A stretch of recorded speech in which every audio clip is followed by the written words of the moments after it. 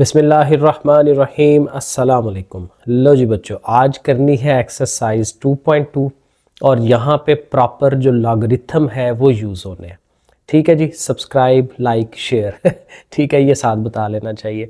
Okay, तो logarithm को start करेंगे। ये मैंने पिछली एक्सरसाइज में भी आपको बताया था कि 2.1 करते हुए कि लॉगरिथम जो है ये बेसिकली एक टेक्निक है जिसके ज़रिए बहुत बड़ी बड़ी रकमें, बहुत छोटी रकमें, उनको हम जो है एक मुनासिब रकम के साइज़ में ले आते हैं और वहाँ से उनको हल करना, प्लस माइनस मल्टीप्लाई, वो ईजीनेस हो आ जाती है उसके अंदर।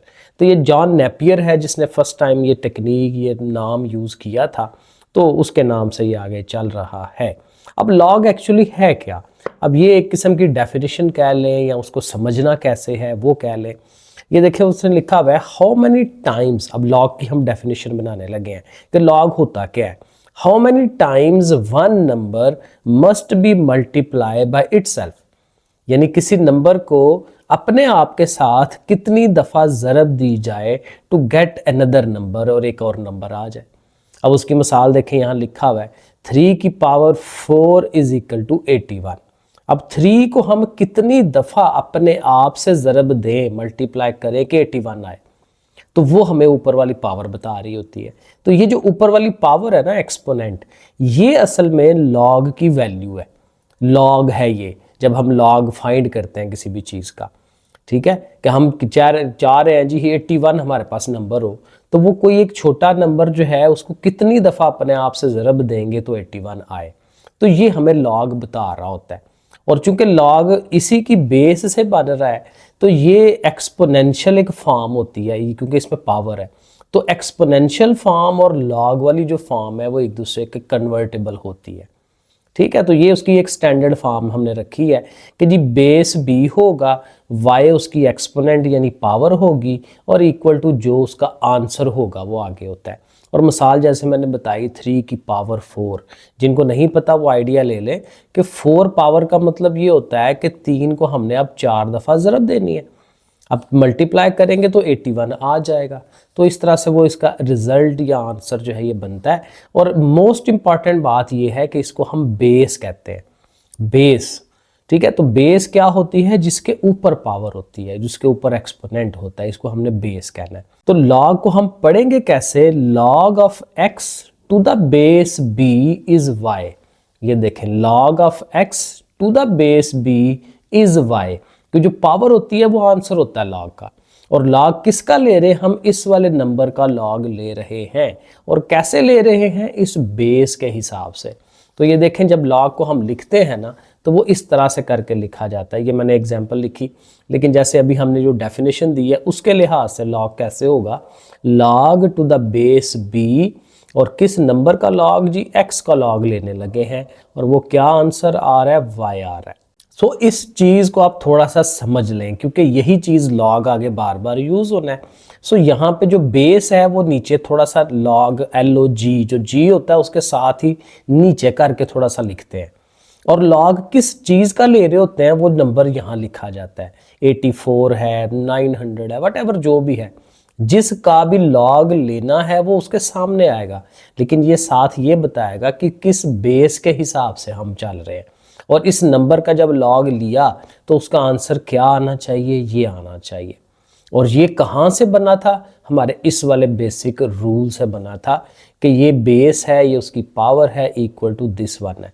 तो जो डेफिनेशन में हम कह रहे हैं कि कोई नंबर जो है ये वाला, ये कैसे हासिल होता है कि किसी बेस को हम कितनी दफ़ा मल्टीप्लाई करें तो ये नंबर आए। तो ये जो कितनी दफ़ा वाला जो चीज़ होती है वही हमारा लॉग होता है, लॉग का आंसर होता है। तो बहरहाल ये थोड़ी सी थ्योरी है, अब जितनी समझ आ गई है काफ़ी है। बाकी जब सवाल करना है तो सवाल करते हुए उसने कोई ख़ास थ्योरी हमसे पूछनी कोई नहीं है, तो सवाल करने का जो मेथड है वो ज़ाहिर है टोटली थोड़ा सा डिफरेंट होता है। तो इसमें हल्का फुल्का ही थ्योरी का इस्तेमाल होता है, तो इंशाल्लाह ये ईज़िली समझ आ जाएगा। अब देखें, जो पहला क्वेश्चन है हमारा, express each in logarithmic form. हर सवाल को लॉग की शक्ल बना के दें। अब देखें, ये सारे एक्सपोनेंशियल फॉर्म है, पावर में लिखे हुए हैं, तो इनका लॉग बनाना है। तो अभी जब हमने लॉग की डेफिनेशन पढ़ी है तो उसमें हमने क्या तरीका देखा है? देखें LOG आप लिख लेंगे। अब बेस सबसे पहले डिसाइड किया करें कि बेस क्या थी। तो बेस वही नंबर होता है जिसके ऊपर पावर होती है। तो हर सवाल में आपने देख लेना है कि पावर के नीचे वाली चीज़ कौन सी है, वो 10 है। तो 10 देखें मैं यहाँ करके लिख रहा हूँ, ये बड़ा ध्यान से आपने करना है, थोड़ा नीचा करके लिखना है, नीचे सबस्क्रिप्ट कहते हैं इसको, ठीक है, इतना नीचा होना चाहिए, सीध में नहीं आना, ठीक है। तो 10 जो है उसकी बेस है। अब कौन सा नंबर है जिसका हम लॉग ले रहे होते हैं, वो ये वाला नंबर होता है, इक्वल टू के इधर वाला। अभी हमने डेफिनेशन में हमने ये पढ़ा। तो 1000 को आपने यहाँ रखना है। और मैंने अभी आपको बताया डेफिनेशन में कि लॉग क्या आंसर आ रहा होता है, वो पावर वाली आंसर आ रहा होता है। तो पावर ऑलवेज जो है हम उसको अलहदा से लिखेंगे। तो अब जाहिर है जो कि दरमियान में इक्वल टू आया तो पीछे नहीं लगाते, तो ये ऐसे लिखेंगे, log of 1000 to the base 10 is equal to 3। कि 1000 का जब हमने लॉग लिया 10 बेस के हिसाब से तो वो आंसर क्या आता है, 3 आता है। यहाँ डेफिनेशन के हिसाब से ये कह लें कि 10 की 3 पावर जो होती है वो 1000 होता है, ठीक है। इस तरह से करके आपस में ये इंटर कन्वर्ट होता है। तो बस ये एक दफ़ा का रट्टा हो जाना है, तो हर दफ़ा आप बड़े इजीली लिख लेंगे। आप देखेंगे मेरे साथ साथ, आप खुद बताएं मुझे कि ये कैसे होना है। लॉग बेस में किसको लिखूंगा मैं, इस 2 को लिखूंगा, और नंबर कौन सा है जिसका लॉग लेना है, 256 का। अब जाहिर है मैं हर दफ़ा इक्वल टू लगा देता हूँ, तो वो बाद में आना है, तो अभी लिखने की ज़रूरत नहीं है। और आंसर क्या आता है, जो पावर होती है, तो पावर हमेशा उधर आ जाएगी। तो ये सारे सवाल हमारे ऐसे ही होते जाएंगे। थर्ड पार्ट पे आ जाए, यहाँ पे हम LOG लिखेंगे, बेस ऑलवेज पावर के नीचे वाली, ये 3 है, नंबर हमारा इधर होता है चाहे जो मर्जी शक्ल हो। तो 1/27 हमारा नंबर है, और इक्वल टू किसके होना चाहिए, पावर के, तो -3 के। तो ये देखें ये भी बन गया। नेक्स्ट वाले पे आ जाए, यहाँ पे भी पहले आप LOG लिखें, बेस 20 है, 20 को नीचे करके लिखें, 400 इधर आना चाहिए, और जो पावर है इट शुड बी अलोन, अकेली एक तरफ होनी चाहिए, ठीक है। अब 2-4 दफ़ा करेंगे तो आपके लिए ये रट्टी चीज़ हो जाएगी। ओके, यहाँ पे अब करते हैं, लॉग लिखेंगे, बेस हमारी 16 है क्योंकि इसके ऊपर पावर है, और इधर जो नंबर है इसका हम लॉग ले रहे होते हैं, और आंसर हमारा ऑलवेज पावर वाला जो है वो अकेला आता है। सो ये भी हो गया। आगे चलते हैं उसी तरह से, LOG ये हमारी बेस है 11, 121 का हम लॉग ले रहे हैं, और आंसर पावर वाला अकेला। इसी तरह आगे चलते हैं, LOG, अब यहाँ इधर नहीं है, इधर है, क्योंकि हमने पावर वाली रकम को देखना है। तो ये Q बेस है, Q को थोड़ा नीचे करके लिखें, इधर जो अकेली टर्म है वो इधर आएगी, और जो पावर है वो ऑलवेज आंसर में इक्वल टू समथिंग में वो आगे आता है।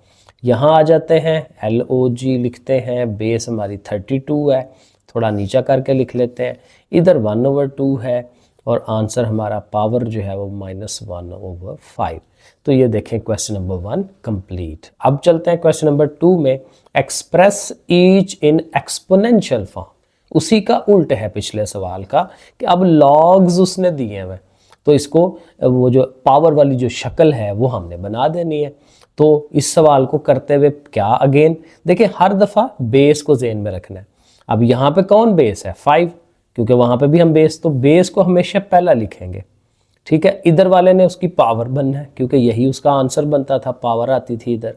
और ये जो 125 जिसका लॉग ले रहे हैं वो अकेला एक तरफ। सेकंड पार्ट को देखें, लॉग वगैरह बना हुआ है, ठीक है। तो बेस हमारी 2 है, यहाँ पे 2 को लिख लेते हैं, इधर वाले ने पावर बनना है, और जिसका लॉग ले रहे थे 16 का वो अकेला हो जाएगा।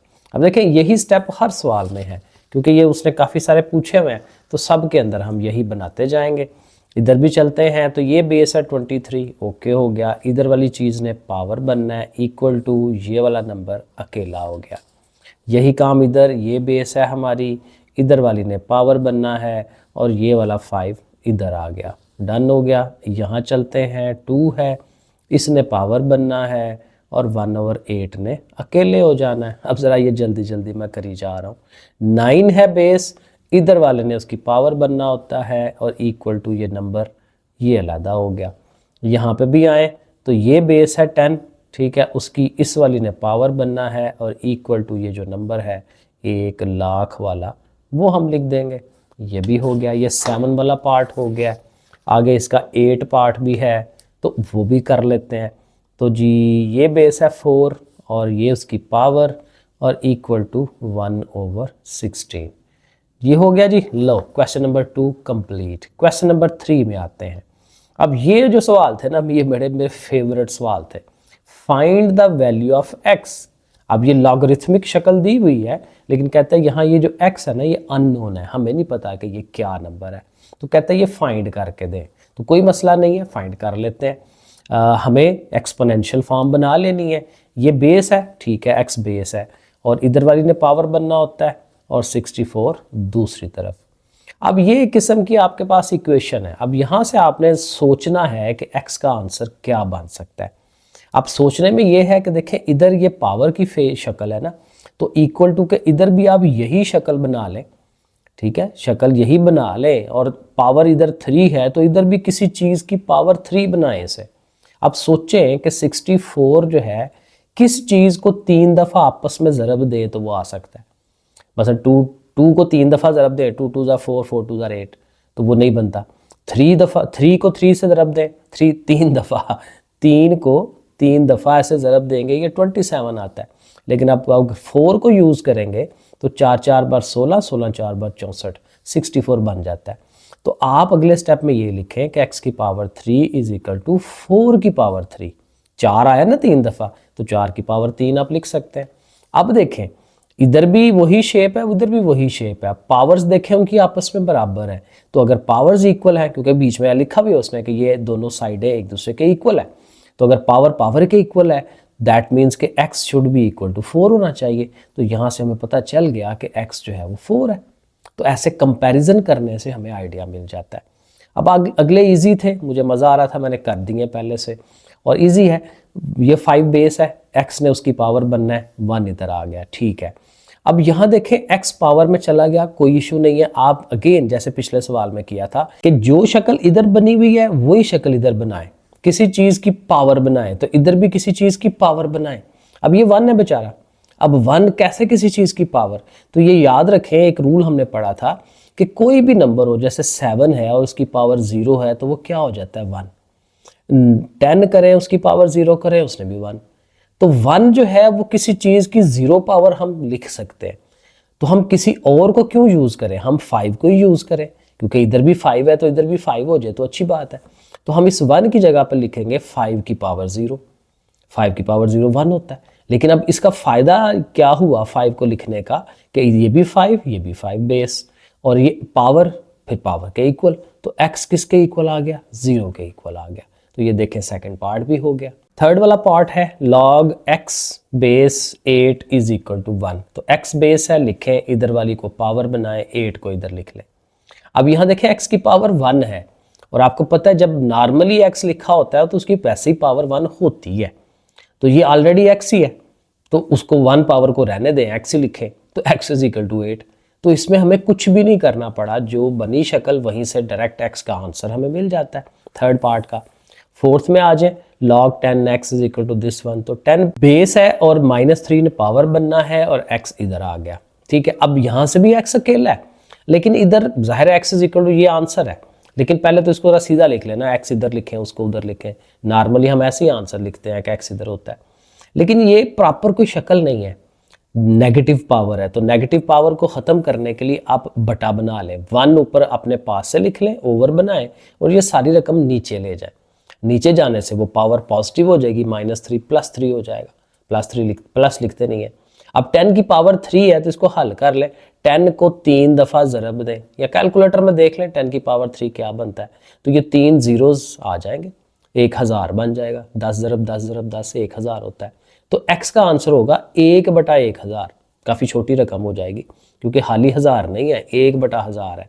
और ये पांचवा पार्ट भी आपके सामने है, log 4x is equal to 3/2 है। तो ये 4 बेस है, लिखें, इधर वाली जो है उसको पावर बनाएं, x इधर रखें। अब यहाँ देखें ये 4 है, तो 4, अब पहली बात तो ये है कि x अकेला हो गया, ठीक है, आंसर डायरेक्ट आ जाएगा क्योंकि इधर हमें कुछ नहीं करना पड़ रहा। अब इसको थोड़ा सा सॉल्व कर लेते हैं। 4 को छोटा और किया जा सकता है, 4 2 का स्क्वायर होता है, 2 2 4। तो 2 का स्क्वायर लिखें। स्क्वायर लिखने का फ़ायदा ये होगा, ये 2 और ये 2 कट जाएगा, ये बटे में है, ये ऊपर है, कट गया। 2 की पावर 3 रह गई, और 2 की पावर 3 आप कैलकुलेटर में चेक करें वो 8 आती है। नई कैलकुलेटर तो जुबानी कर लें, 3 दफ़ा 2 को ज़रब देनी है। पावर यही बताती है ना कि उस चीज़ को उतनी दफ़ा ज़रब दें। तो 2 to the 4, 4 to the 8, X की वैल्यू 8 आ गई। और ये हमारा लास्ट वाला पार्ट है, log 2 1024 is equal to X. तो ये बेस है 2, इसने पावर बनना है और इसने अकेले होना है। ठीक है जी, लिख लिया। अब यहाँ x जो है वो पावर में चला गया, 2 की पावर में, तो कोई मसला नहीं है। अब ये काफ़ी बड़ी रकम है, तो इसका ज़रा छोटे पार्ट्स बना लें। तो वैसे मुझे पता था ज़ुबानी, लेकिन मैंने आका आप लोगों के लिए बना देता हूँ। तो ऐसे करके 2 पे डिवाइड करते जाएं, ये हमेशा 2 पे डिवाइड होता है, करते जाएं। तो ये पता नहीं काफ़ी सारे हैं, 1 2 3 4 5 6 7 8 9 10 दफ़ा 2 2 आया। तो इसका मतलब कि 1024 को आप लिख सकते हैं कि वो 2 की पावर 10 है। ठीक है, तो आप देखें फिर वही कि इधर भी बेस 2, इधर भी बेस 2, बराबर हो गए ना दोनों। तो फिर power should be equal to power, x को 10 के बराबर होना चाहिए। तो पर देखें आंसर बन गया x इज इक्वल टू 10। लो जी, ये हमारी 2.2 भी हो गई। ठीक है जी, साथ में केमिस्ट्री के भी लेक्चर्स दे रहा हूँ, वो भी आप देखें। अगर फिजिक्स आ गई, जल्दी आ गई, तो इंशाल्लाह उसके लेक्चर्स भी करेंगे, उसके न्यूमेरिकल्स करेंगे। तो जुड़े रहें, इंशाल्लाह आप लोगों की तैयारी बड़ी अच्छी हो जाएगी। ओके, फिर अल्लाह हाफिज़।